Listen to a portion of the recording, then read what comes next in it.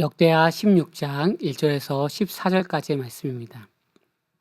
신앙은 끝까지 하나님을 의지하는 삶입니다. 아사의 말년에 북이스라엘의 침공에 대응하는 그 모습이 참 아쉽습니다.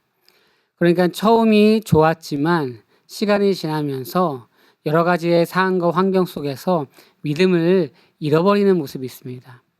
아람 왕 베나닷에게 도움을 요청하고 하나님을 의지하는 결과로 말미암아 책망을 받고 징계를 받습니다.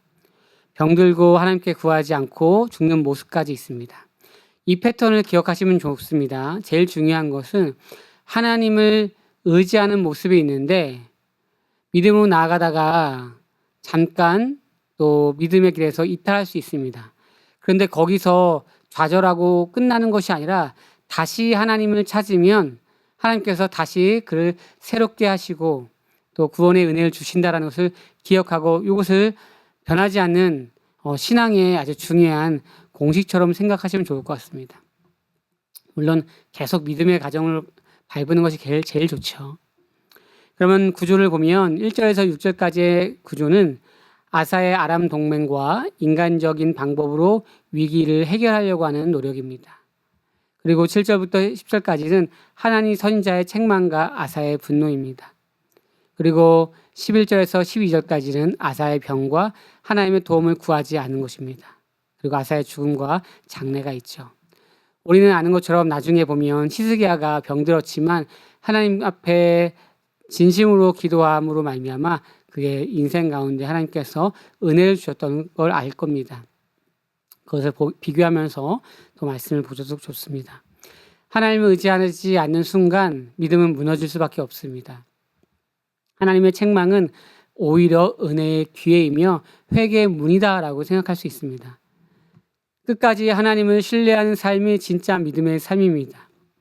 믿음은 순간이 아니라 전 생애를 통과함으로 전 생애를 통하여서 주님 앞에 믿음으로 순종으로 나아가는 길입니다. 시작이 중요하지만 더더욱 중요한 것은 마지막이겠죠. 그래서 시작만큼이나 마지막이 더욱더 믿음의 여정으로 가면 좋겠다라는 생각을 하게 됩니다. 그러면 우리는 이러한 교훈을 통하여서 말씀을 통하여서 어떠한 묵상과 적용을 할 수 있을까요? 나는 위기 상황에서 먼저 누구에게 도움을 요청하고 있는가? 정말 위기가 왔을 때 나는 무엇을 의지하고 있는가? 문제가 생길 때 즉각적인 기도로 하나님께 먼저 의지하며 반응하기를 소망하고 있는 것인가? 내가 말씀이나 사람을 통해 책망을 혹시나 받을 때 변론을 할 수도 있죠. 그러나 변론에서 그쳐야 되는데 나의 생각이 맞다라고 하는 그 주장을 너무나 많이 하게 된다면 관계가 틀어집니다.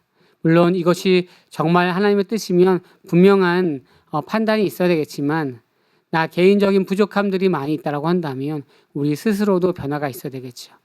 비판을 들을 때 기도와 말씀으로 나를 스스로 점검할 수 있는지, 그리고 질병이나 고통 속에서 진짜 하나님을 찾고 있는지, 고통 중에 하나님을 의지하는 그런 기도가 절실히 필요할 것입니다. 다시 말해서 절망 중에 포기하지 않고 하나님을 의지하는 것이 절대적으로 필요할 것입니다. 오늘도 절대적으로 주님을 신뢰하는 그러한 우리의 모습이, 그런 고백이 나오길 예수님의 이름으로 소망합니다.